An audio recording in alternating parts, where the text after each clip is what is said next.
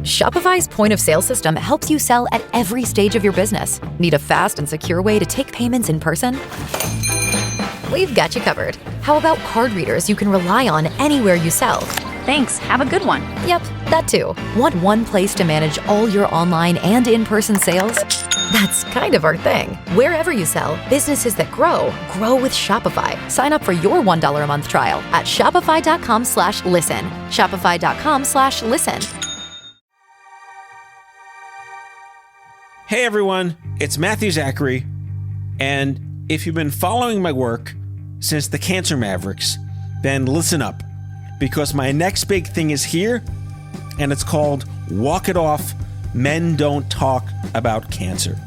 And it's the first podcast documentary series where men with cancer talk about, everything they're not supposed to talk about. Sex, shame, rage, silence, caregiving, vulnerability.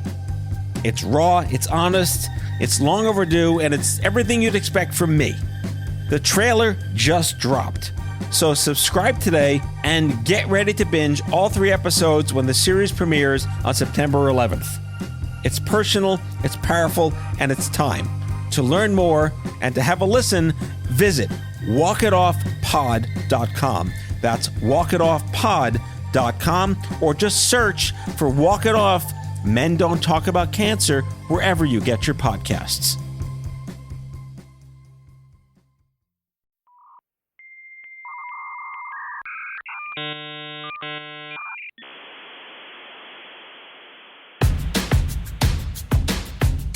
I'm as mad as hell, and I'm not going to take this anymore! Hey there, friends. Welcome back to the show. My guest today is Gigi Robinson. And man, you're in for a treat. This Gen Xer is being put in his place by a Gen Zer who knows her way around the internet, but her story is incredible. She was diagnosed with a rare disease called Ehlers-Danlos syndrome when she was 10, which really matures you, and you'll be really impressed with what she's chosen to do with her life in the face of all sorts of crap that she never asked for. You want to talk about perseverance? This girl's got perseverance. And she leaned into the internet because, as Gen Zers do, but for real, for good, for not vanity's sake of influencer nonsense that, us older Gen Xers have, influencers, good for you. No, she's the real deal. She's doing some really impressive stuff, helping lots of people. But it's her story, like what it's like to grow up in an era pre, during, and post-COVID, with a crazy rare disease that there's no cure for, and what it's like to have to navigate your world around judgments and invisible illness and people telling you, but you look great, and college professors that could care less about reasonable accommodation.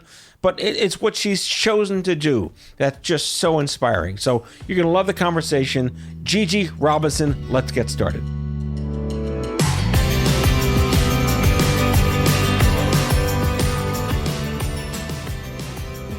Well, Geminis we're weird people.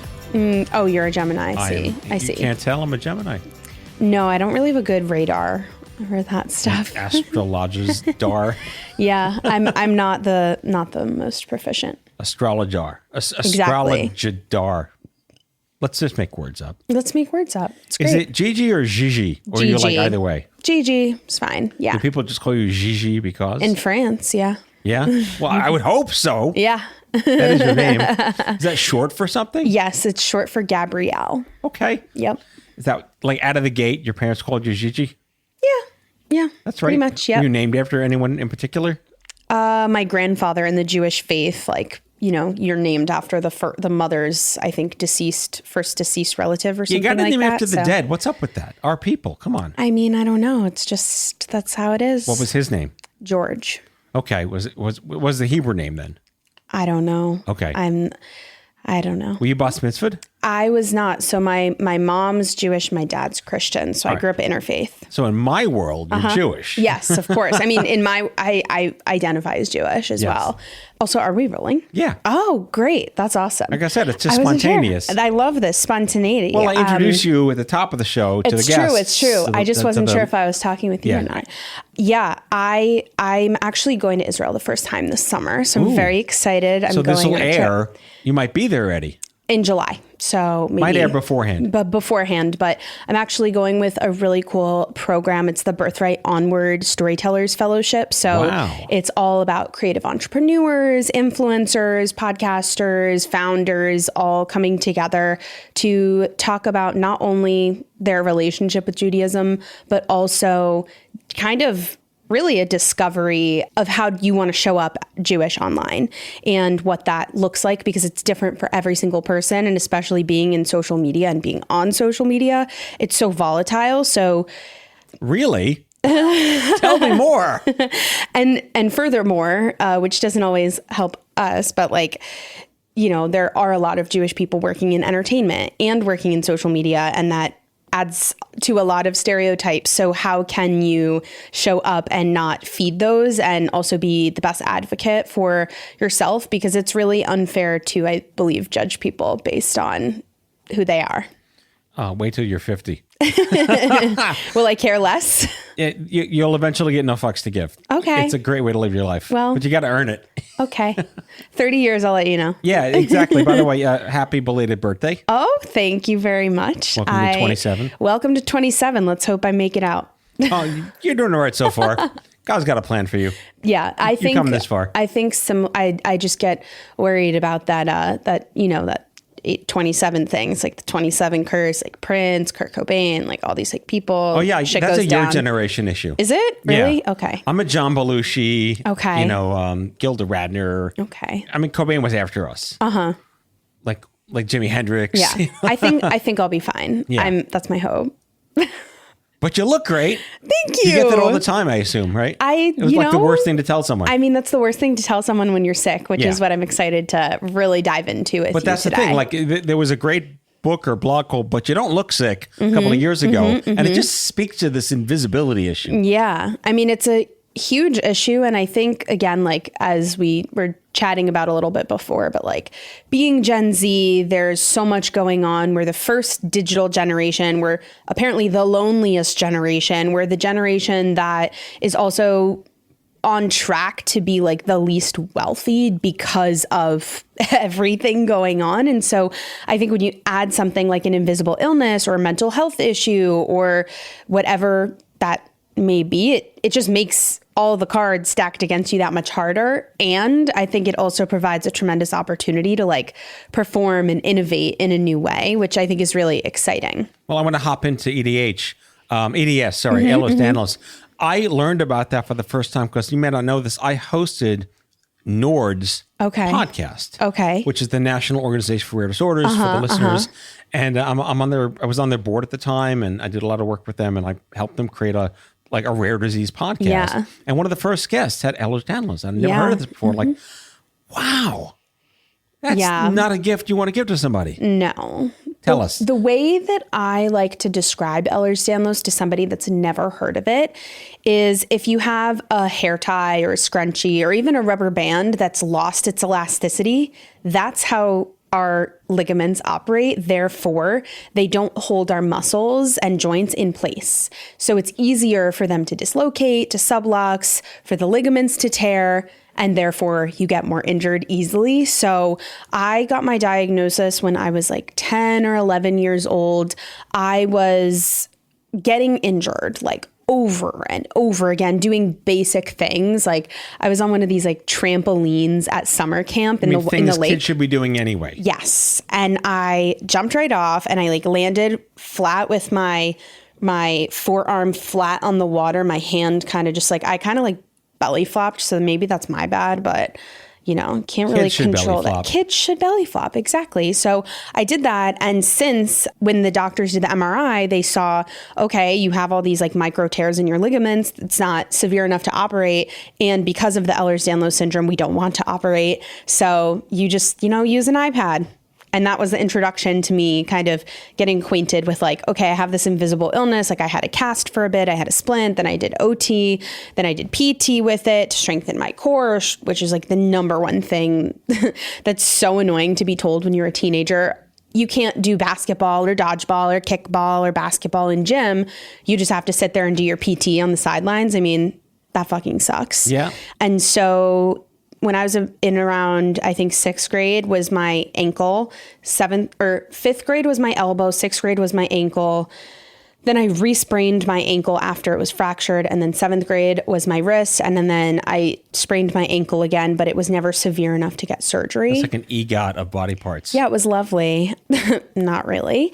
And I think it led me down a number of paths, right? Like there's this path of trying to like come to terms with my illness, but also the fact that I didn't have a choice. Like there's no cure for EDS even today. It's much more researched now. And apparently, did they find it right away? Did they know what it is right away? Because it can take a long time too. It can take a very long time, but I luckily, like my mom works as a nurse and she works at NYP, and that was really a blessing. I think all of these years, 1, because she advocated for me, and 2, because luckily we had really great healthcare and health insurance. And when I was in the ER, one of the like fellows or residents, whatever, I should probably know this, whatever the like new doctors that are there training. The fellows, like one of them said, I think you could have this. You should go see the orthopedist at hospital for special surgery. So we booked an appointment and she basically confirmed it. And then we went to a geneticist to double confirm. And she was like, yes, we think this.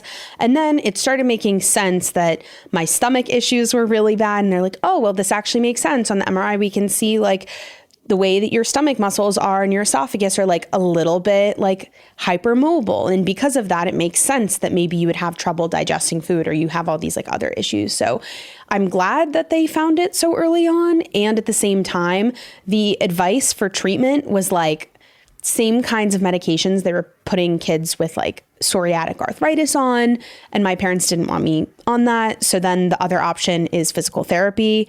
And again, when you're a teenager or in your early adolescence, and there were things you're supposed to be doing that you couldn't do. Exactly. And that's not ideal, but it led me to find art. And that has been a huge part of my journey to where I am today, as well as just like pouring myself into something that really wasn't even about expression. It was just like something I could focus on that was like mine and didn't touch my own expression. And I feel like when you live with a chronic illness or any kind of disease of sorts, having something that's completely unrelated is just, it's an escape. I'll say it this way, was it unexpected that you found art, or was it maybe always in you and needed to come out for some reason? Maybe a little bit of both, but I think at the very moment, like I used to want to be an Olympic swimmer. So I was growing up in the times where like Michael Phelps was like the it guy in swimming. And I just remember being like, I want to be the girl version of that. I'm great at butterfly. I outperform people, obviously, because my shoulders are hypermobile. Mm-hmm. So I was always like really, really good at butterfly. And then after, my doctors basically said, you can keep swimming, but you're going to need surgeries and you're going to have to stop anyway. So you might as well quit while you're ahead. That'd be downer. My God. So I decided, okay, what can I control? And art became the thing I latched onto. So at first I did play around with camera gear and stuff like that. But then after the fact, I started doing painting and drawing. And then I applied to LaGuardia. If any New Yorkers are listening or people that are alumni, I did go to LaGuardia, the fame school, and I studied all kinds of things there: ceramics, art, sculpture. And ceramics and sculpture are very different. Photography, art, design, printmaking. I think there was even like fashion or textile class. I don't think I did that one though. And then I went on to study that in college, and that's pretty much what led me to where I am today. So I guess I'm grateful for the journey. It's the gift that you never really wanted, but you have to embrace it. Right. Because, and what are the options? There is no other option. And in being a part of the community of people living with chronic illnesses and all of the different things that we go through, like support, resilience, courage, and just like perseverance is like the number one thing that I think has been a guiding factor along this entire journey. Even friends that I meet that their conditions are worse than mine, it's like you could choose to wake up and live a miserable life, or you could choose to wake up and live a beautiful life. And if you had the option, which would you do?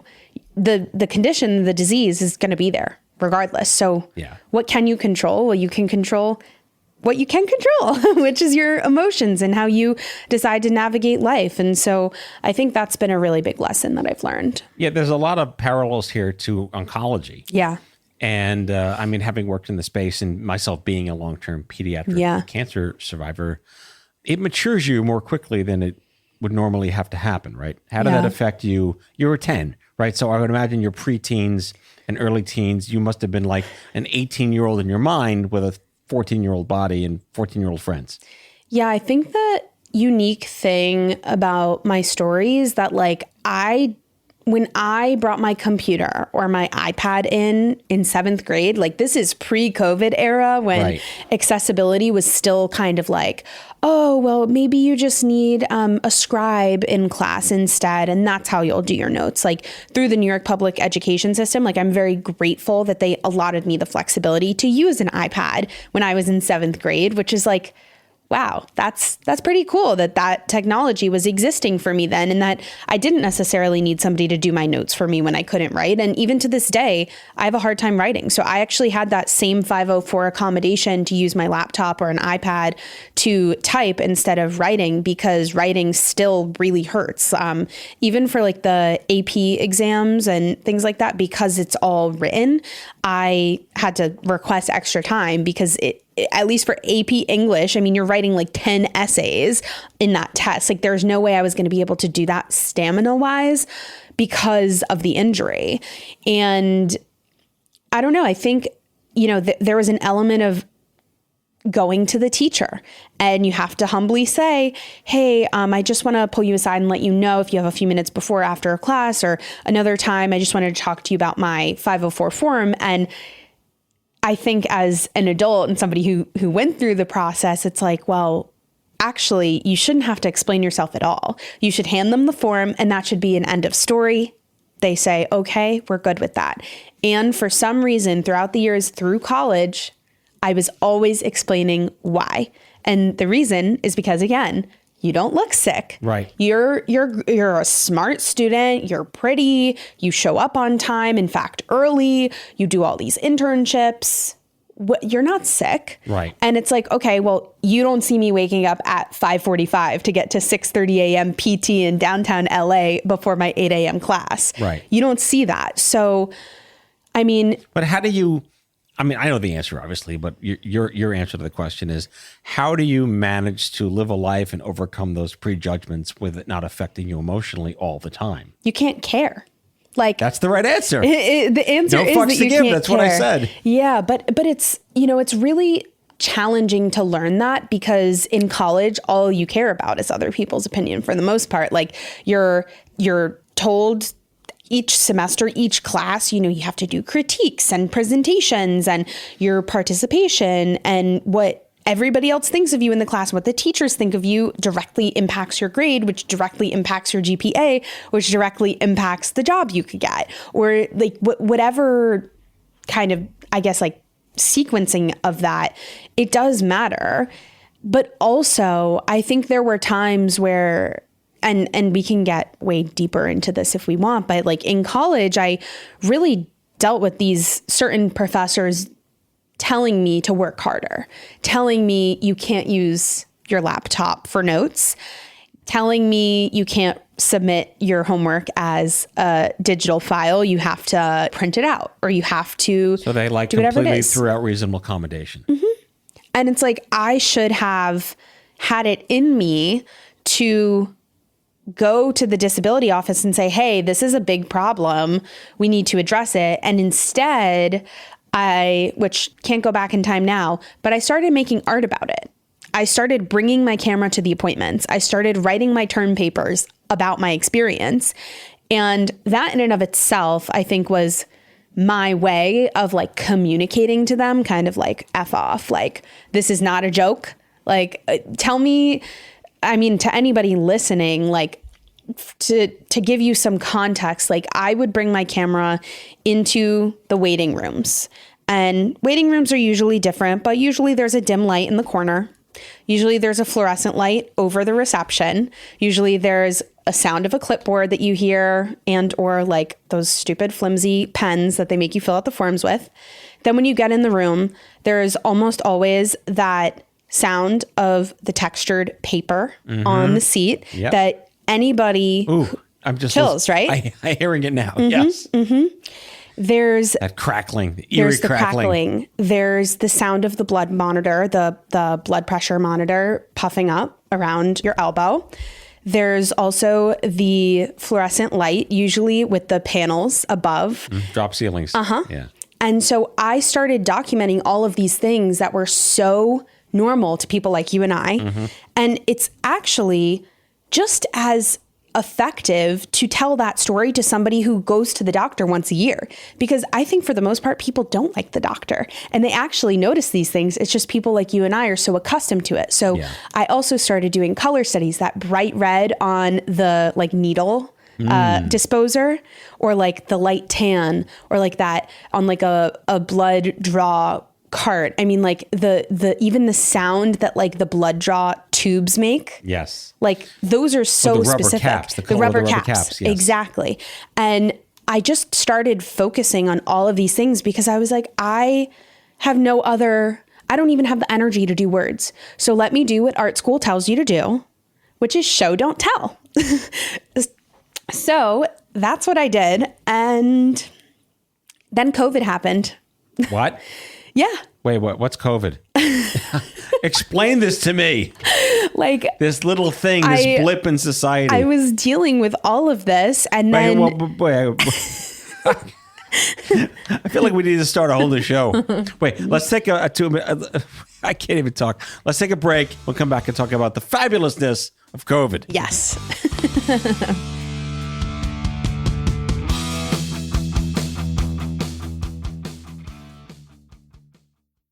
Hi, I'm Richard Karn, and you may have seen me on TV talking about the world's #1 expandable garden hose. The brand new Pocket Hose Copperhead with Pocket Pivot is here, and it's a total game changer. Plus, your super light and ultra durable Pocket Hose Copperhead is backed with a 10-year warranty. What could be better than that? For a limited time, you can get a free Pocket Pivot and their 10-pattern sprayer with the purchase of any size Copperhead hose. Just go to getcopperhead.com. That's getcopperhead.com for your 2 free gifts with purchase. Getcopperhead.com.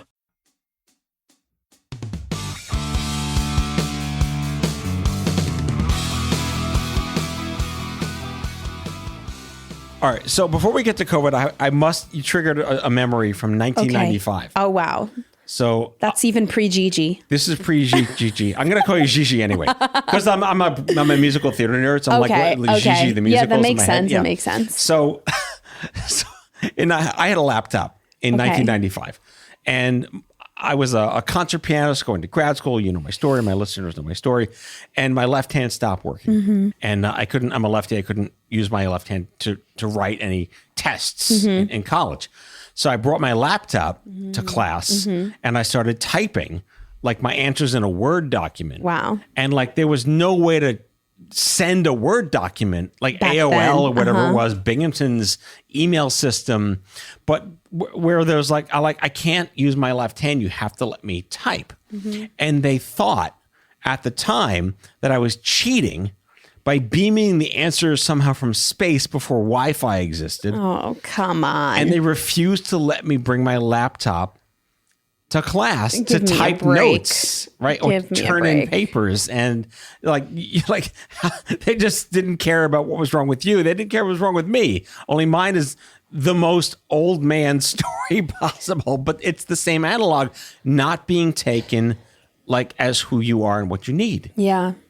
It's really, I mean, at least it's reassuring that we've had adjacent stories, but it's also disappointing because what that tells us is that the whole academic world is far behind what it should be in terms of accessibility, in terms of understanding. I mean, stats alone, according to CDC reports from, I think, last year, say that I think a little over 60% of Americans live with a chronic illness or disease, at least one. And I think that's even a slightly larger percentage, like around 40% of that live with more than 2.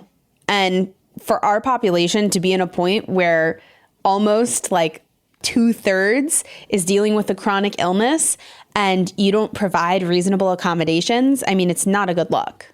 Now, is it hubris? Is it ignorance? I'd like to believe in the better, good parts of humanity sometimes. It's just bad PR for them to do that too. Here's the thing. As there were some teachers that were horrible to me that I really still am kind of like, okay, come on, Gigi, move on. It happened. Had it not been in a way for those teachers for their doubt, it would not have pushed me to start using my voice online. Mm-hmm. As there were bad teachers, there were good teachers. Yeah. There were teachers that said, you know what? I don't care if you don't hand in your assignment this Friday when it's due. Hand it in to me when you can. I'll give you an extra week if you can. Hand it in at the end of the semester. Oh, you are so sick, you can't do this traditional assignment. Don't tell, your other students, don't make this like a known thing, but I'll adjust the syllabus for you. I'll do a specific photo essay, and then you have to write a 1-page description for whatever, 25 photos, so that at the end of the semester, I had a 25-page paper, which essentially was the same concept as other teachers. Some awesome people, some assholes. Yes. A nice little bouillabaisse of human existence. Exactly. And I think that does exist across the board, number one. And number two, I think chronic illness can be so dynamic and so different for each person dealing with it. Therefore, there's no playbook. There's no what works for Gigi, works for Matthew, works for Izzy, works for Jacob, works for Bobby. Like, there's no continuity, you just picked really. 3 Jewish names. Well, I mean, I have Jewish people in my life. I can't deny but these are real people that I know, like right. I just think that having compassion for people with chronic illness is hard if you've never experienced it yourself, or you've never experienced it by proxy, like from somebody in your life. Just having compassion in general. I mean, yes. Nice to have? Yes, it would be very nice to have, but I don't really think we live in a very compassionate world these days. All right. So is there like a crazy COVID story in your COVID story? I mean, it's just the fact that I graduated college during COVID. Congratulations. Thank you. My undergrad and my master's. And I went from this student who was on track to, graduate in person, whatever. I wanted to work in entertainment at like Warner, Paramount, and I had internships lined up that I was doing. And because of COVID, they're like, okay, pause, like we're paying you out, we're done. And I mean, like many other young people, I was home alone. I mean, like everybody, I was home alone and with my parents. Actually, I moved back from Los Angeles to New York again to live with my parents during COVID, which was an experience. Fun. So again, there's many stories there, but I kind of looked at them. And at that point, I was sharing my story in Facebook groups, sharing a little bit of like, oh, here's my senior thesis. Here's this, here's that. Like, I'm going to be documenting X, Y, and Z. And so they... I was doing that, and I started making money online, like from brand deals. And I kind of looked to them and I was like, if I don't have a job by the time I'm 26, or like if I don't make enough money to afford moving out, afford my lifestyle, afford my bills, my student loans, health insurance, then fine, I'll get a corporate job. And for me, that was never actually mentally an option. So I'm really proud of myself for persevering with that. But also working temp jobs or like intern jobs before I officially was like a graduate really showed me that unless it was remote first, number one, and number two, flexible hours or flexible project-based deadlines, there was no fucking way I could work in corporate. There's just none. When you live with a condition that's so dynamic, like I had to be at my acupuncture appointments for treatment 2 times a week. And I had to commute in New York from the Bronx into Manhattan. And because of that commute, that was like an hour and a half each way, at least, plus the hour and a half session. So half of my day is gone twice a week. All of a sudden, I'm at a 3-day week. You can't work a 40-hour week in 3 days. Right. So what could I do? What was that an awkward conversation to have with potential employers? Or like, I mean, you wear this on your sleeve. They're going to Google you now and see all of this. Well, yeah, I never wanted to put myself in that position to work for someone else. Okay. That was just never really an option. And the sacrifice on my end, as gracious as it was for my parents to let me live there and build my business there, I still was, living at home. I just moved out like last August, and that was like a huge moment because I'm like, by the time I'm 26, I'll move out, I'll get my health insurance. And like, I literally did that. There's been so many other things that I've like manifested and pushed myself to do. But if I ever doubted myself, I would not be where I am. Like, I fully went into this job creating my LLC with the intention of this being my job. It was never, oh, it's like my side hustle. Like, I treated it day in and day out as my job, and I worked my ass off in order to make this my job. Like you said, manifest. That's a separate podcast. We can have about manifesting. But you've managed to figure out, I'll almost say, to clinch the ideas that have absolutely stumped Gen Xers. How the fuck do you make money online as an influencer, which I think is a word that's become totally bastardized. And, we're thrown these misperceptions of what that means, but then we're looking at people who like do makeup tutorials and make $1 million a year when like you could be doing something and helping people. I don't know. Like, this is like, talk about judgments. This is the struggle that our generation has to manage these days, is what does that really look like and mean? But you do it with purpose. Tell me more about how you're making money online. So, for me, and what does brand influence mean with Instagram? And look, I'm going to claim like the old man get off my lawn. It's so foreign to me, and I'm only 50 and I should know this stuff because I grew up with it. So I think the difference is that like literally in my formative years, like when I was in middle school, social media was popping off. I mean, it existed in other forums like MySpace, AOL Instant Messenger, like all of these things existed before Tumblr. And Tumblr. Yes. I had a couple photos go viral on there, and I was like, oh my God, this is my big break. When I was like, 10 years old, and like photoshopped the shit out of like a sparkly shoe. I took a photo of it at a mall. Like, so funny. It's clever though. It is clever. Yeah. I mean, I was like, I don't own those expensive shoes, but you know what? Nice. If I can position myself as a photographer, because I actually started off on social media, not with the intention to share about chronic illness, but I was like just a user, like a general consumer. But at one point, I think I was maybe a freshman in high school. I was like, oh, people want me to shoot their Facebook profile photos? Maybe I can start charging for this. And like, that was in the era where people would change their photo like every month or so. That's right. They wanted a professional photo and really good photography. So I'm like, okay, I can do this. And then all of a sudden people are like, can you do my engagement? Can you do my headshots? Can you do my baby shower? Can you do whatever it was? I did like a wedding once, like for like the getting ready photos. I was like not committing to doing an actual wedding. Yeah. No, thank you. And I just started posting it online as a portfolio. Like, it was never, I'm going to post online because I want to get business from online. It was like, I want to post online because I'm proud of the work I'm doing. And that sentiment has stayed the same to this day. I think the crazy part is the evolution. It's the fact that it started out like that. And I really looked up to photographers like Yusai and like Nigel Barker from America's Next Top Model.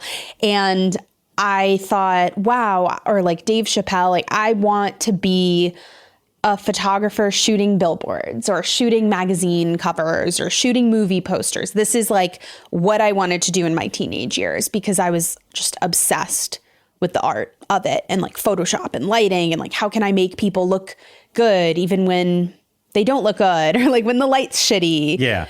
And again, I started posting online and the feedback was great. So then by the time I got to college, social media was they were starting to do these like brand ambassador programs.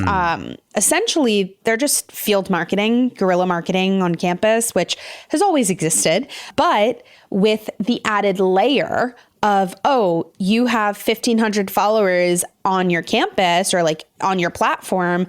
How many of those people are actually on your campus? Well, maybe at that point, about half. Okay. So all of a sudden you're marketing to 750 students who will then come to events sponsored by whatever, TikTok, Tinder, Abercrombie for free. I saw Tinder on your you have 42. Yes. By the way, you have 42 experiences on your LinkedIn profile. Yeah. Yeah. That's either impressive or somehow humble bragging. I don't know. I will explain LinkedIn in a bit, but the reason why, again, I think I've persevered and made money is, again, because of those experiences. So I did 13 brand ambassador programs in undergrad. I did 4 or 5 internships. So that in and of itself is already putting me at 18 of those experiences. Some of the other things are just like added experiences within a company. So but I just love that you choose to list them all. Yeah. Why the that's fuck like not? fortitude. I really like that. It's like a modern CV. Like nobody's going to read a PDF of a CV. They're going to go to my LinkedIn profile. Yes. And furthermore, that I actually made a post about this the other day. That no longer cuts it. The CV no longer cuts it because there's no human there. Right. And people want to see human. And so they go to your LinkedIn profile. All of a sudden, they see all these videos, these photos. Oh, you're so active. Oh, you are doing a podcast. You wrote a book. Like, wow, you're like a person. You're speaking about you're things. A person.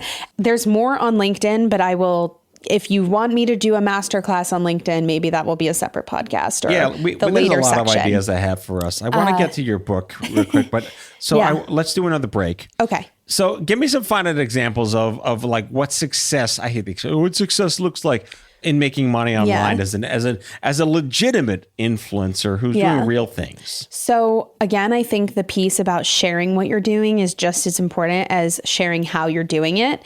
So some people like to work in private and not build in public, but I think that actually building in public is what gains trust. That's what, again, makes you human. That's why people buy into certain influencers and buy their products. So a lot of the way that like my bread and butter is speaking engagements, where I'm talking about living with chronic illness, resilience, courage, perseverance, whatnot.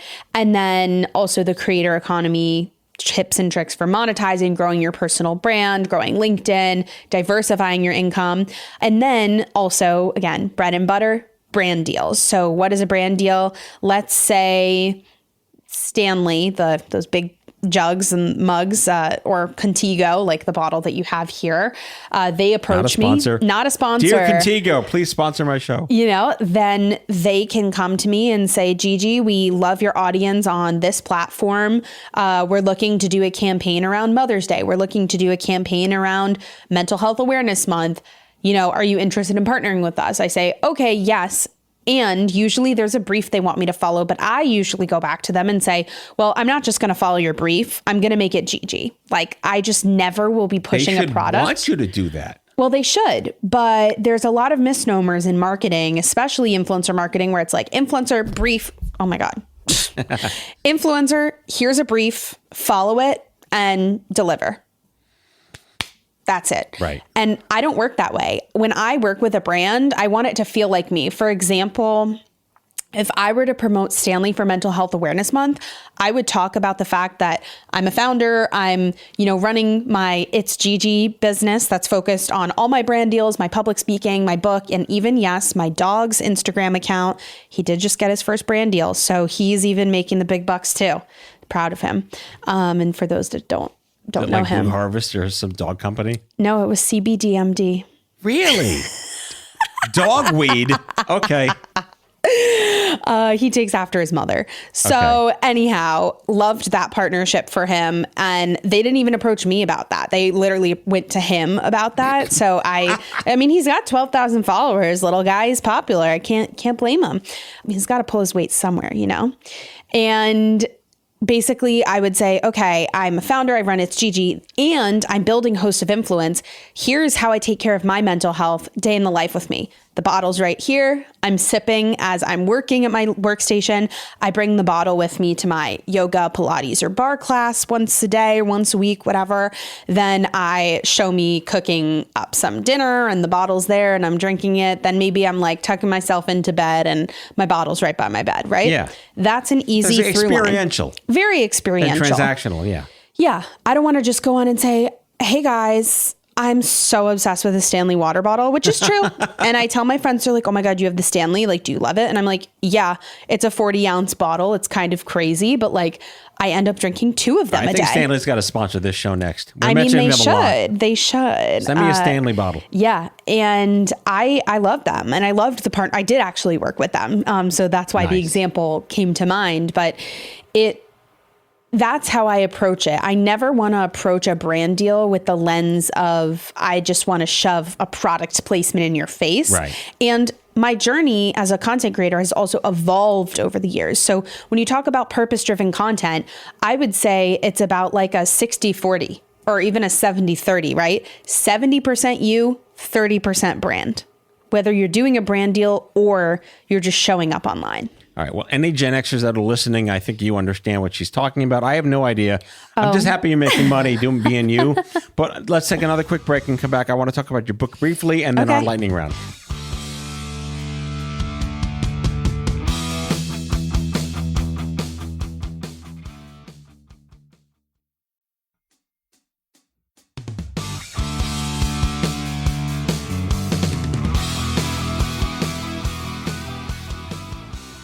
All right, so your book, which is out in stores, a kid's book about chronic illness by Gigi Robinson, not That's Gigi. right. Although I will say Gigi.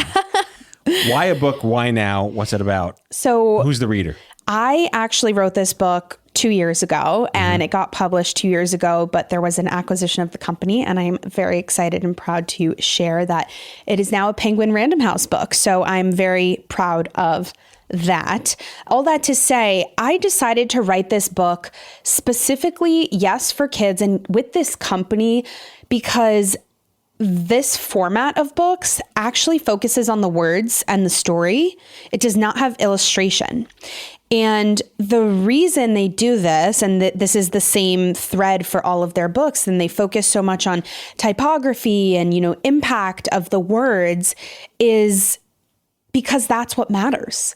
Illustration's helpful, but to a kid that's sick, they may just want to hear something inspiring that they're not alone. They may not want to see a picture of a kid on the table at, a hospital. Right. And so for me, this actually was before my endometriosis surgery and diagnosis, but this book because Ehlers-Danlos isn't enough. Yeah.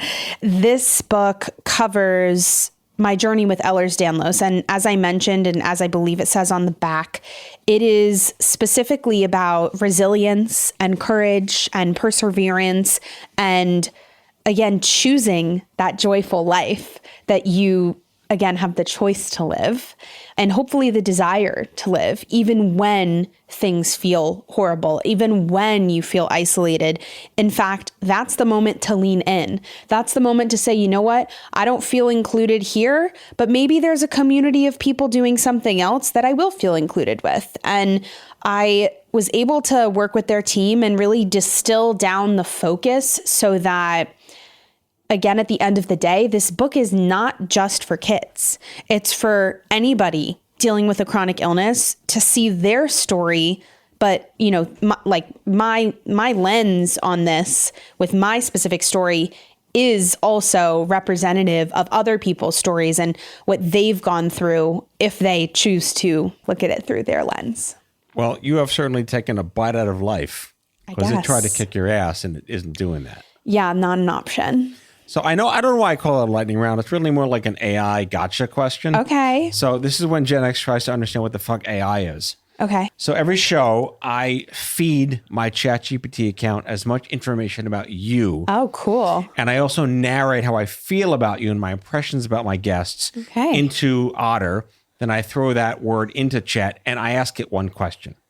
If your life were a Netflix series, what 3 cult figures from the 80s and 90s would you be? And no one guesses. Is that the goal is not to guess. You are Lady Gaga from the Born This Way era, loud, proud, boundary-breaking, and never afraid to make anyone feel uncomfortable. You are Daria from Beavis and Butthead, with the eye rolls and dry wit and calling out the bullshit and absurdity of everything, with a heart of gold that actually cares even if you won't admit it. And you are Anthony Bourdain I don't know. I don't. It just spits it out. Okay. Raw, unpolished, unfiltered truth telling with a side of wanderlust and a deep understanding of the human struggle. Anthony. Yeah. That's what it said. Yeah. Yeah. So Lady Gaga, Daria, and Anthony Bourdain. And fun fact, I actually love cooking shows and watched him very, very much as I grew up. So that's kind of cool. I will agree. You are a wunderkind. You have chosen, I like that word. Yeah, you have chosen to do great things with a life that was trying to help you not do great things. That's the goal. And my goal, and again, writing the book, and it's very serendipitously getting re-released 2 years later.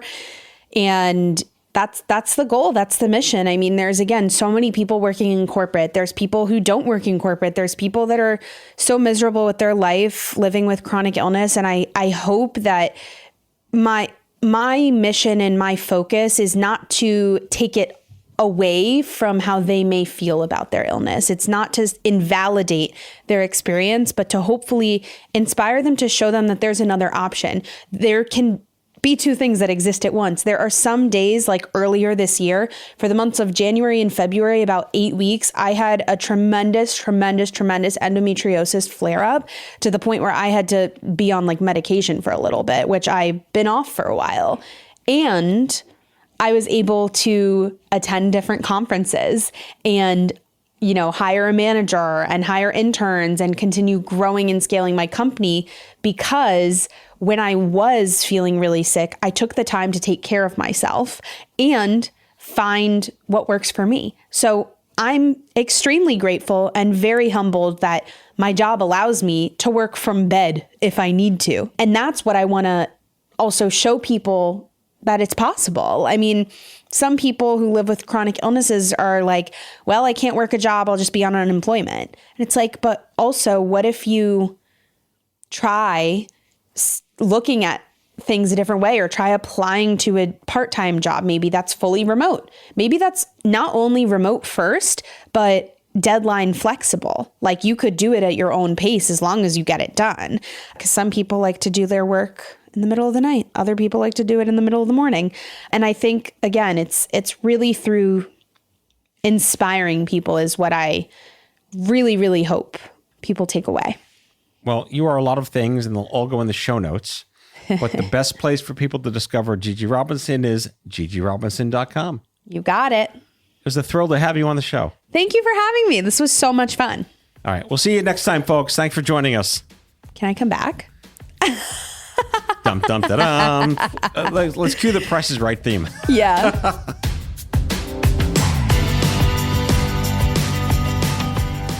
Out of Patience with Matthew Zachary is a production of Matthew Zachary Worldwide. The executive producer is Matthew Zachary. It is mixed and edited by Kyle Moore. If you like the show, ratings and reviews are always welcome wherever you get your podcasts.